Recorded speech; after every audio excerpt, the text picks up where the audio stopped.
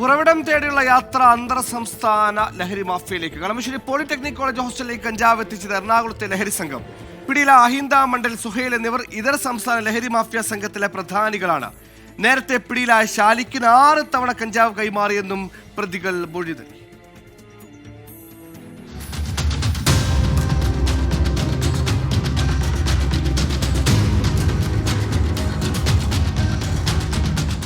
ഇതര സംസ്ഥാന ലോബിയാണ് എറണാകുളത്തെ കഞ്ചാവ് വിൽപ്പനയിൽ പ്രധാനികൾ. എറണാകുളം നഗരം, കളമശ്ശേരി, ആലുവ, പെരുമ്പാവൂർ, മൂവാറ്റുപുഴ കേന്ദ്രീകരിച്ചാണ് വിൽപ്പന. ഒഡീഷ, ബീഹാർ എന്നിവിടങ്ങളിൽ നിന്നാണ് കഞ്ചാവ് എത്തിക്കുന്നത്.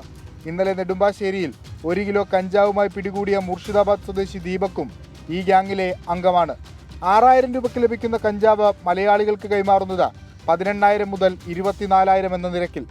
കളമശ്ശേരി പോളിടെക്നിക് ഹോസ്റ്റലിലെ പൂർവ്വ വിദ്യാർത്ഥി ഷാലിക്കുമായി ഇതര സംസ്ഥാനക്കാർ കഞ്ചാവ് ഇടപാട് തുടങ്ങിയിട്ട് 7 മാസമായെന്നാണ് കണ്ടെത്തൽ.